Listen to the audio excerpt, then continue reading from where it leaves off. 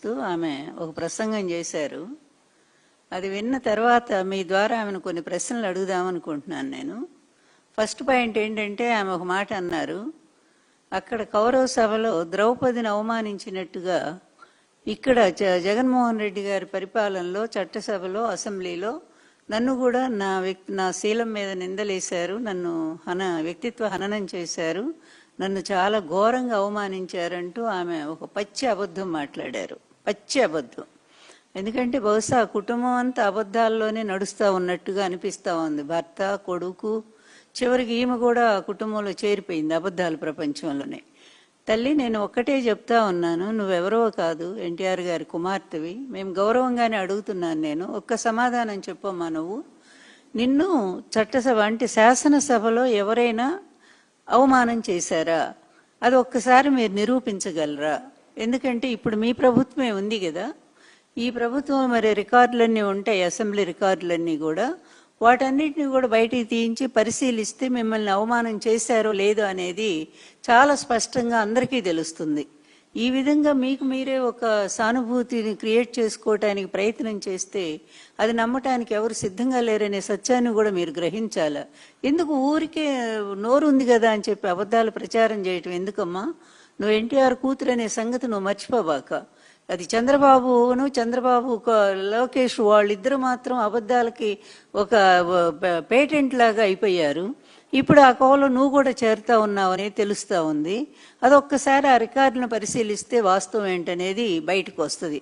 నిజానికి నీ వ్యక్తిత్వాన్ని, నీ క్యారెక్టర్ మీద నిందల్ని ఈ ఊరు వాడ మొత్తం ప్రచారం చేసింది నీ కొడుకు, నీ భర్త. నువ్వు ఫస్ట్ ఎవరిని నియంత్రించాలా? నువ్వెవరిని నిందించాలా? వాళ్ళని ఆపాలా?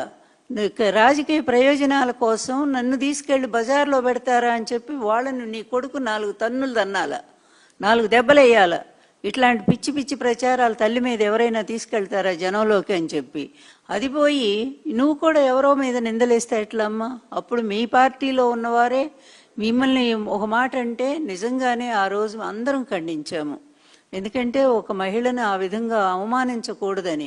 కానీ అంతకుముందు నీ కొడుకు, నీ భర్త, వాళ్ళ కుటుంబం స్త్రీల మీద చేసిన అవమానాలను కూడా నువ్వు ఒక్కసారి గనక గమనించి ఉంటే నువ్వు వాళ్ళనే ముందు నిందించి ఉండేదానివి. ఎవరైనా స్త్రీలంటే స్త్రీలే కదా. అలాంటిది రాజకీయ ప్రయోజనం కోసం నీ భర్త నిన్ను మొదటి నుంచి కూడా ఈ విధంగానే వాడుకుంటానే ఉన్నాడు. పార్టీలో చేరే దగ్గర నుంచి కూడా ఇప్పటి వరకు కూడా నిన్న రాజకీయ ప్రయోజనాలకు అడ్డం పెట్టుకొని వాడుతున్నాడు. అలాగే నీ కొడుకు కూడా అట్లాగే తయారయ్యాడు. అందువల్ల నువ్వు ఒక్కసారి అది ఆలోచన చేసుకోమ్మా. నిజంగా నువ్వు బాధపడుతున్నావే, నిన్నేదో అన్నారు, నన్ను ఏదో అన్నారని. వైఎస్ఆర్ కాంగ్రెస్ పార్టీ వాళ్ళు ఒక్కళ్ళు కూడా మాట్లాడలేదు మీ గురించి ఏనాడు కూడా. కానీ మీ భర్త, మీ కొడుకు ఏం చేస్తున్నారమ్మా? ఇంతెందుకు? ఇప్పుడు మీరు కాదన్నా అవునన్నా మీ తల్లిగా నన్ను స్వీకరించకపోయినా తల్లి స్థానంలో ఉన్నదాన్ని నేను.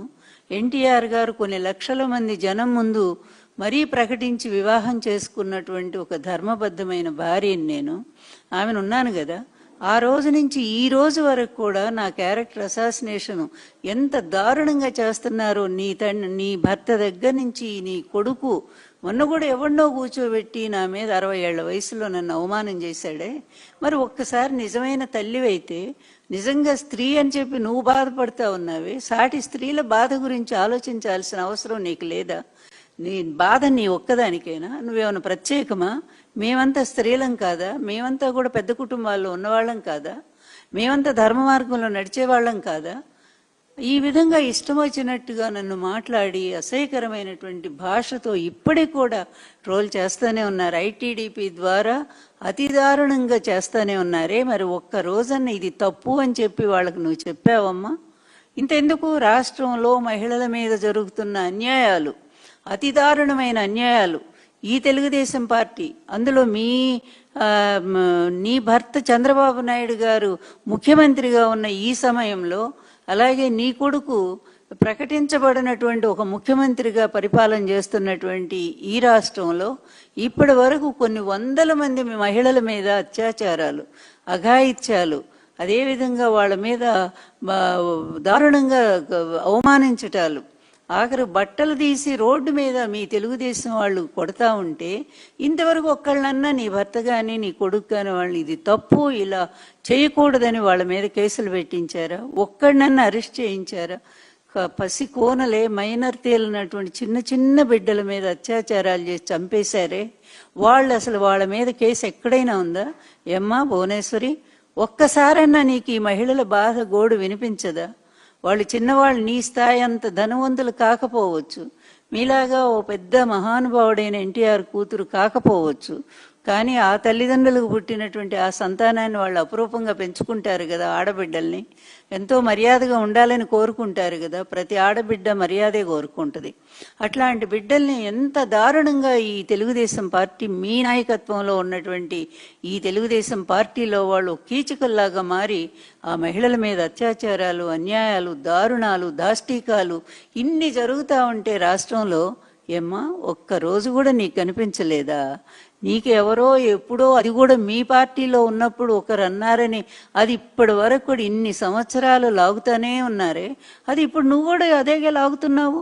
నీ భర్త నీ కొడుకు అదే వాడుకున్నారు. నా తల్లికి అవమానం జరిగిందని ఆయన, నా భార్యకి అవమానం జరిగిందని నేను ఏడని కూడా ఏడ్చాడు కదా. దొంగేడుపు అదో పెద్ద డ్రామా క్రియేట్ చేశారు కదా అసెంబ్లీలో కూడా. బయటకు వచ్చి ఇంకొక సినిమా చూపించారు కదా. అప్పటి నుంచి ఇప్పటి వరకు ఎలక్షన్లో అది వాడుతూనే ఉన్నారు కదా. ఇంత నీచంగా స్త్రీని, తన భార్యని ఒక బయట పెట్టి రాజకీయ ప్రయోజనం కోసం ఈ విధంగా వ్యాపారం చేస్తున్నటువంటి నీ భర్త ఎంత దుర్మార్గుడో, నీ కొడుకు ఎంత నీచుడో, మరి నీ పెంపకంలో ఎందుకు ఈ విధంగా తగలడ్డారో కూడా మాకు అర్థం కావట్లేదు. అంత నీచంగా బిహేవ్ చేస్తూ ఆడవాళ్ల మీద కనీస గౌరవం లేనటువంటి నీ భర్త, నీ కొడుకుని దండించాల్సింది పోయి నీకేదో జరిగిందని చెప్పి ఇప్పుడు వచ్చి బయట మాట్లాడుతూ ఉంటావా? ఇది న్యాయమేనా? ఈ ప్రశ్న మిమ్మల్ని వేస్తున్నాము.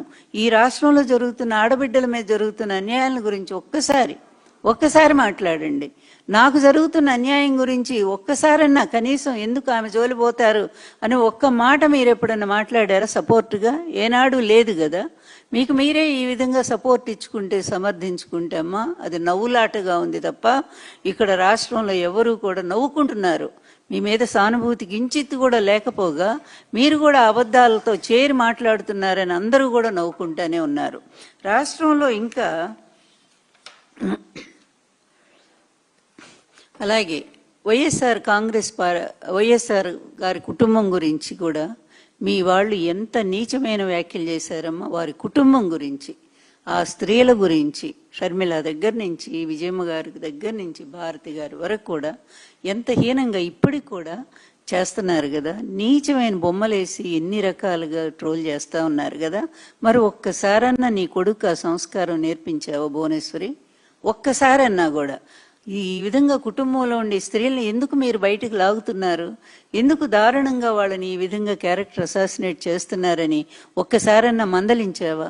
నిజంగా ఇంకొక తల్లి అయితే, నాలాంటి తల్లి అయితే చెప్పు తీసుకొని పళ్ళని రాలగొట్టేదనమాట. ఎందుకంటే ఇట్లాంటి పనికిమాలిన స్త్రీలందరూ తల్లుల్లాంటి వాళ్ళు, చెల్లెల్లాంటి వాళ్ళు, పరాయి స్త్రీలు. అలాంటి వాళ్ళని గౌరవించాల్సింది పోయి ఈ విధంగా వీధుల్లో పెట్టి వాళ్ళ ఫోటోలు ఇష్టం వచ్చినట్టు మార్ఫింగ్లు చేసి అసహ్యకరమైనటువంటి బొమ్మలతో చేస్తూ ఉంటే ఇది నువ్వు భరిస్తున్నావా, లేకపోతే నువ్వు కూడా ఎంకరేజ్ చేస్తున్నావా? అట్లా చేయండి అని దీని గురించి మాట్లాడమ్మా భువనేశ్వరి. ఫస్ట్ నువ్వు ఆ స్త్రీలు కదా, మనకంటే కూడా ఇంకా గౌరవమైన కుటుంబంలో ఉన్నవాళ్లే కదా. అట్లాంటి స్త్రీల గురించి అసభ్యంగా నీ కొడుకు, నీ భర్త ఈ విధంగా సోషల్ మీడియా ద్వారా వాళ్ళని వ్యక్తిత్వ హననం చేస్తూ ఉంటే మీ నోరేమైందమ్మా? మీరెందుకు వాళ్ళని మందలించట్లేదు? దీనికి కూడా మీరు సమాధానం చెప్పాల్సిన అవసరం ఉంది. అలాగే అత్యాచారాలు, అన్యాయాలు, దాడులు, మరి ఇవన్నీ దారుణాలు జరుగుతూ ఉన్నాయి. మరి అదేవిధంగా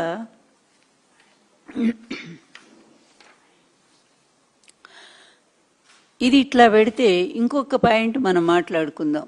ఏంటంటే ఇంకొక మాట మీరు అన్నారు, ఇది ఫస్ట్ పాయింట్, ద్రౌపదిని అవమానం చేసినట్టు నన్ను చేశారు. నిన్ను వైఎస్ఆర్ పార్టీ వాళ్ళు ఒక్కళ్ళు కూడా అవమానం చేయలేదు, చేసిందంతా కూడా మీ భర్త, మీ కుమారుడు అనేది. ఇక రెండో పాయింట్, మీ భర్త మాట ఇస్తే తప్పరా? అసలు ఎంత జోక్ ఇది, జోక్ ఆఫ్ ఇయర్. నిజంగా ఈ సంవత్సరానికి అతి పెద్ద జోక్ ఏంటంటే ఇదే. దీన్ని నిజంగానే మార్కెట్లో పెడితే బ్రహ్మాండం ప్రైజ్ కూడా వస్తుంది, దీనికి బహుమతి కూడా వస్తుంది. ఎందుకంటే మాట ఇస్తే తప్పరు అనే మాట ఎవరికి వర్తిస్తుందమ్మా? అది వైఎస్ రాజశేఖర రెడ్డి గారికి వర్తిస్తుంది, ఎన్టీఆర్ గారికి వర్తిస్తుంది, తర్వాత జగన్మోహన్ రెడ్డి గారికి వర్తిస్తుంది ఆ మాట అనేది. మాట ఇస్తే తప్పుతామనేటువంటి మాట ఎవరికి వర్తిస్తుందంటే నీ భర్తకే వర్తిస్తుంది. అది చంద్రబాబు నాయుడు ఇన్నేళ్ల పరిపాలన, 4వసారి ముఖ్యమంత్రిగా ఉన్న, 40 ఏళ్ల ఇండస్ట్రీ, ఇన్ని సంవత్సరాల పరిపాలన, ఇన్నిసార్లు ముఖ్యమంత్రి అయినప్పుడు ఏ ఒక్కసారైనా సరే అతను ఇచ్చిన హామీ నెరవేర్చాడా? ఏ ఒక్కటి చెప్పమ్మా. ఆయన ఏ హామీ నిలబెట్టుకున్నాడో, ఆ మాట ఇస్తే తప్పుడు కాదు, అసలు ఏ మాట నిలబెట్టుకున్నాడో ఒక్కటి మాకు చెప్పగలిగితే పబ్లిక్గా, అది పబ్లిక్గా ప్రజలు యాక్సెప్ట్ చేస్తే నిజమే ఆయన ఈ మాట మీద నిలబడ్డారని అంటే మేము కూడా ఒప్పుకుంటాము. ఏ ఒక్క మాట అయినా. ఇంతెందుకు, లాస్ట్ ఎలక్షన్స్ 2014 ఎన్నికల్లో ఆయన 600 హామీలు ఇచ్చారు. సరే అవన్నీ కూడా మర్చిపోయారు అనుకుందాం, జనాలు మర్చిపోరు, వాళ్ళకు ఉంటాయి మనసులో. మొన్న ఎన్నికలే కదా రీసెంట్గా 2024 ఎలక్షన్స్లో ఎన్ని హామీలు ఇచ్చారమ్మా? దాదాపు 143 హామీలు ఇచ్చారు మొన్న ఎలక్షన్లో కూడా. అందులో కూడా ఈ సూపర్ 6, సూపర్ 7 అనేది చాలా హైలైట్ చేసుకున్నారు. ఇంకేంటి, మేము గవర్నమెంట్ రాగానే ఫస్ట్ సంతకం అదేనని చెప్పన్నారు. కానీ అందులో ఎన్ని అమలు చేశారు? మిగిలినన్ని వదిలిపెడదాం మనం. మీరు మహిళల గురించే మాట్లాడారు కనుక ఆ మహిళలకు జరుగుతున్న అన్యాయం ఏంటో, మహిళలకి మీ ఆయన ఎన్ని హామీలు నిలబెట్టారో వాటిని గురించే మనం మాట్లాడదాం ఇప్పుడు. 18 ఏళ్లు దాటినటువంటి ప్రతి మహిళకు కూడా 1500 చొప్పున ఆడబిడ్డ నిధి ఇస్తామని చెప్పి ఎవరమ్మా ప్రకటించింది? చంద్రబాబు నాయుడే కదా ఎలక్షన్ ముందు. పెద్ద హామీ కదా. మరి ఆడబిడ్డ నిధి ఎందుకు ఇవ్వట్లేదని చెప్పి మీ ఆయన చెవి మెలేశారా ఎప్పుడైనా సరే? ఆయన అడిగారా మీరు? హామీలు ఆయన నిలబెట్టుకుంటారని మాట అంటున్నారే. ఉచిత విద్యుత్ హామీ ఎవరిదమ్మా అసలు? ఉచిత విద్యుత్ హామీ చంద్రబాబుదా? ఇంతకంటే అబద్ధం, పచ్చి అబద్ధం ఇంకేమన్నా ఉంటుందా భువనేశ్వరి? ఎందుకు ఈ విధంగా మీరు కూడా దిగజారిపోతున్నారు వాళ్ళలాగానే? మిమ్మల్ని మీరంటే ఇప్పటికి కూడా నాకు గౌరవం ఉంది, మా అమ్మాయిగా మేము అభిమానిస్తాం. కానీ ఈ విధంగా పచ్చి అబద్ధాలు మీ ఆయన కాపాడుకోవటం కోసం ఇంత పచ్చి అబద్ధాలు ఆడాల్సిన అవసరం ఉందా? ఇదే నిజంగా సపోర్ట్ ఆ రోజు ఎన్టీఆర్ గారికి ఉంటే, కూతురుగా నువ్వు ఇచ్చుంటే ఆయన బతికుండేవాడేమో ఇప్పటిదాకా. కానీ ఒక్కరోజు కూడా నీ తండ్రికి నువ్వు సపోర్ట్ ఇవ్వలేదే. ఈరోజు చంద్రబాబు నాయుడు దుర్మార్గ పరిపాలన, దుష్ట పరిపాలన, ఈ రెడ్ బుక్ రాజ్యాంగం, నీ కొడుకు రాజ్యాంగం, ఈ దరిద్ర పరిపాలన సపోర్ట్ చేయడానికి నువ్వు మళ్ళీ ప్రజల్లోకి వచ్చావా? వీటికి సమాధానాలు చెప్పు ముందు. మరి ఈ మహిళలు 18 ఏళ్లు దాటినటువంటి ప్రతి మహిళకు కూడా ఆడబిడ్డనేది ఇస్తానది అది అమలు చేశారా? అదేవిధంగా మరి బీసీ మహిళలకు 50 ఏళ్లకే పెన్షన్ ఇస్తామని చెప్పి మీ భర్త హామీ ఇచ్చాడు. ఇంకా చాలా ఉన్నాయి, చేయూత, మహిళా చేయూత, ఆసరా, ఇలాంటివన్నీ జగన్మోహన్ రెడ్డి గారి టైంలో అమలు చేసినటువంటి పథకాలు. వాటన్నిటిని కూడా ఒక్కటన్నా అమలు చేస్తున్నారా? కనీసం సంవత్సరానికి 3 సిలిండర్లు ఇస్తామన్నారు మహిళలకి, గ్యాస్ సిలిండర్లు 3 ఇస్తామన్నారు. మరి 3 సిలిండర్లు ఇప్పుడు 3 ఏళ్లు గడిచిపోయింది, ఎన్ని సిలిండర్లు ఇచ్చారో చెప్పమ్మా? ఒక్కో ఇంటికి ఎన్ని సిలిండర్లు ఇచ్చారు? అదేవిధంగా మరి ప్రతి ఆడబిడ్డకు కూడా 1500 రూపాయలు ఇస్తా ఉన్నారు కదా. పుట్టిన ప్రతి బిడ్డకు తల్లికి వందనం అని పేరు మార్చారు కదా మీరు. మరి దాని క్రింద ఎంతమందికి, ఎన్ని కుటుంబాలు ఫస్ట్ సంవత్సరం పోయింది? ఈ 2 ఏళ్లలో కూడా అరకొరగా 15,000 పోయింది, 13,000, 9,000, 8,000, ఏది ఇష్టం వచ్చిన అందులో కూడా లక్షల మందిని తీసిపడేశారు. ఈ విధంగా ప్రతి దాంట్లో కూడా మాట తప్పుతున్నటువంటి నీ భర్త వ్యవహారం చిన్న పిల్లల్ని అడిగినా కూడా రాష్ట్రంలో చెప్తారు. నీ పచ్చమందం ఎవరైతే ఉన్నారో అది నీ మీడియా వాళ్ళు ఊరికి హైలైట్ చేసి చాలా గొప్పవాడు, అన్ని ఇంప్లిమెంట్ చేశాడని చెప్పి పొగిడినంత మాత్రం చేత నీ భర్త ఏనాడు కూడా నిజం మీద నిలబడలేదు. అబద్ధాల పునాది మీదే అతని జీవితం మొదటి నుంచి కొనసాగుతూ వచ్చింది. ఏ ఒక్కటి అమలు చేయలేదు. వైఎస్ రాజశేఖర రెడ్డి గారు ఈ ఉచిత విద్యుత్ పథకం ఆయన పాదయాత్రలో ప్రకటించినటువంటిది వాళ్ళ ప్రజల కష్టాలు, రైతుల కష్టాలు చూసి. కానీ నీ భర్త అప్పుడు ఏమన్నాడు నీకు గుర్తుందా? ఒక్కసారి వెళ్ళి వెతుకు, దొరుకుతాయి, అన్ని దొరుకుతాయి. ఉచిత విద్యుత్ ఇస్తే తీగల మీద, అందులో కరెంట్ ఉండదు, తీగల మీద బట్టలు ఆరేసుకోవాల్సిందని ఎగతాళి చేసింది ఎవరు? నీ భర్తే కదా. కానీ ఆయన వైఎస్ రాజశేఖర రెడ్డి గారు వచ్చాకే కదా ఆ పథకాన్ని అమలు చేసి ఇప్పటి వరకు కూడా కంటిన్యూ అవుతూనే ఉంది తెలంగాణలో. ఇక్కడ ఏమవుతుందో తెలియదు నాకు. అట్లా ఈ పథకం ఇచ్చి మాట మీద నిలబడినటువంటి వాళ్ళు ఆ తండ్రి కొడుకులు, ఈ తండ్రి కొడుకులు కాదు, నీ భర్త నీ కొడుకు కాదు. ఎందుకంటే వాళ్ళిద్దరూ దారి ఎప్పుడో తప్పారు. నీ కొడుకు కూడా అదే తండ్రి దారిలోనే నడుస్తున్నాడు, అవినీతిలోనే మగ్గిపోతున్నాడు, అన్యాయాల్లోనే జీవిస్తూ ఉన్నాడు, అదే అరాచకాల్లోనే బతుకుతా ఉన్నాడు. మరి తల్లిగా నీ శిక్షణ ఏంటో నాకైతే అర్థం కావట్లేదు. అట్లాంటి కొడుకుని కన్నందుకు బాధపడాలా నువ్వు నిజంగానే. అలాగే బీసీ మహిళలకి 50 ఏళ్లకే పెన్షన్ ఇస్తామని చెప్పారు, సిలిండర్లు పోయినాయి. మహిళలకు 0 వడ్డీ పథకం అన్నారు, అది పోయింది. ఈ 3 ఏళ్లలో 9 సిలిండర్లు అందలేదు, అది సరే. ఇన్ని హామీలు ఇచ్చి మాట తప్పింది ఎవరమ్మా? చంద్రబాబు నాయుడు కదా. ఈ చంద్రబాబు నాయుడు ఇన్ని అబద్ధాలతో బతుకుతా ఉంటే ఆయన మాట ఇస్తే తప్పరు. హరిశ్చంద్రుడు 6వ సంతానం అన్నట్టుగా మీరు మాట్లాడుతుంటే నవ్వుగాకేంటమ్మా తల్లి? ఎంత నవ్వు వస్తుంది? మీరే ఆలోచించండి, మీరే ఒక్కసారి పరిశీలించండి. ఈ రాష్ట్ర పరిపాలన ఎలా కొనసాగుతుందో, ఎన్ని అరాచకాలతో సాగుతుందో, నీ కొడుకు దుర్మార్గాలు ఎంత దారుణంగా ఉన్నాయో, రెడ్ బుక్ పేరిట ప్రతిపక్షాలని ఎంత దారుణంగా వాళ్ళని మరి జైళ్ల పాలు చేస్తా ఉన్నారో, ప్రశ్నించిన ప్రతి ఒక్కళ్ళని కూడా తీసుకెళ్లి అరెస్ట్ చేయిస్తా ఉన్నారే. ఇదే పరిపాలన? ఇదే ప్రజాస్వామ్యం? ఇదేనా ఒక తల్లిగా నువ్వు అంగీకరిస్తావా వీటిని? నాకు అనిపిస్తూ ఉంది ఈ మధ్య. ఎందుకంటే ఇప్పటికే రాష్ట్రంలో 3 అధికార వ్యవస్థలు నడుస్తూ ఉన్నాయి. ఇది 3వ ప్రశ్నమ్మా ఎందుకంటే మీరు ఆ విధంగా తిరుగుతూ మాట్లాడుతున్నారు కనుక అందరికి అనుమానం వస్తూ ఉంది. మీరు కూడా రాజకీయాల్లో, ప్రత్యక్ష రాజకీయాల్లోకి వచ్చేస్తారనేటువంటి అనుమానం నాకు వచ్చింది, అందరికీ వస్తానే ఉంది. ఎందుకంటే ఇప్పటికే 3 అధికార వ్యవస్థలు, అదే 3 కాన్వాయిలు, 3 ఫ్లైట్లు, అందులో చాపర్లు, 3 ప్రైవేటు విమానాలు ఈ రాష్ట్రంలో తిరుగుతూ ఉన్నాయి. ఈ రాష్ట్ర ప్రజల సొమ్ముని సర్వనాశనం చేస్తూ ఉన్నాయి. ఇక 4వ అధికార యంత్రాంగంగా, 4వ అధికారంగా మీరు, అధికార కూటమిగా మీరు వస్తారా అని అనుకుంటున్నాను నేను. రాజకీయాల్లోకి రావాలనేటువంటి ఆలోచన కనిపిస్తూ ఉంది. వస్తే ఎవరం కాదని అంటలేదు, సంతోషమే. కానీ వచ్చే ముందు ఈ రాజకీయాల్లో నీ కొడుకు, నీ భర్త చేసిన అరాచకాల క్షమాపణ చెప్పాల్సినటువంటి అవసరం మీకుంది. ఎన్టీఆర్ గారు లాంటి ఒక స్వచ్ఛమైన పరిపాలన వీళ్ళు అందించలేకపోయారు. నిజంగానే వీళ్ళిద్దరూ కలిసి దారుణంగా మోసం చేశారు. అందువలన దీన్ని ప్రక్షాళన చేయాల్సిన అవసరం ఉంది తెలుగుదేశం పార్టీని. ఇక ఈయన పనికిరాడు ఈ అధికారానికి, నా కొడుకు కూడా పనికిరాడు, నేను వస్తే మా నాన్నగారిలాగా మంచి పరిపాలన నేను అందిస్తానని చెప్పగలవమ్మా నువ్వు? లేదా నీ కొడుకు కోసమే నువ్వు నీ ప్రయత్నం చేస్తున్నావో ఏదో అర్థం కానటువంటి పరిస్థితిలో ఉంది. అందువలన ఏదైనా మాట్లాడేటప్పుడు మాట విలువ అనేది చాలా ప్రధానమైనటువంటిది, అది రాజకీయమైనా ప్రైవేటుగానైనా సరే. అందులో బహిరంగంగా మాట్లాడేటప్పుడు మనం ఎంత నిజాన్ని మాట్లాడుతున్నాం, ఎంత సత్యాన్ని మనం చెప్తున్నాం అనేటువంటి ఆ మాట విలువనే పోగొట్టుకుంటే, మీరు బిగినింగ్లోనే మొదటి స్టెప్పే రాంగ్ స్టెప్ వేస్తే ఆ తర్వాత మీరు ఎన్ని చెప్పి కూడా ప్రయోజనం ఏముంది? ఇప్పుడు మీరు చెప్పిన 2 మాటలు కూడా అబద్ధం అని తేలిపోయింది కదా. మీ శీలం మీద వేసిన నిందలు అబద్ధం అని తేలిపోయింది. అదేవిధంగా రెండోది మీ భర్త ఇచ్చిన హామీలకు నిలబడతాడనే మాట పచ్చి అబద్ధం అని తేలిపోయింది. ఇప్పుడు ఈ రెండికి కూడా మీరు సమాధానం చెప్పగలరా? నేను చాలా మర్యాదగానే అడుగుతున్నాను, మీరు కూడా నాకు మర్యాదగా ఆ సమాధానం చెప్తే ఇదంతా కూడా రాష్ట్ర ప్రజలు వింటారు, చూస్తారు. అమ్మ భువనేశ్వరి, ఇదే నేను మీకు అడగాలనుకున్నది. అందువల్ల రాజకీయంగా మీరు మీ భర్త పనికిరాడు అనుకుని రావాలనుకుంటున్నారు అనుకుంటే వెల్కమ్, అది మాకు సంబంధం లేనటువంటి విషయం, అది మీ ఇష్టం కూడా. కానీ వచ్చే ముందు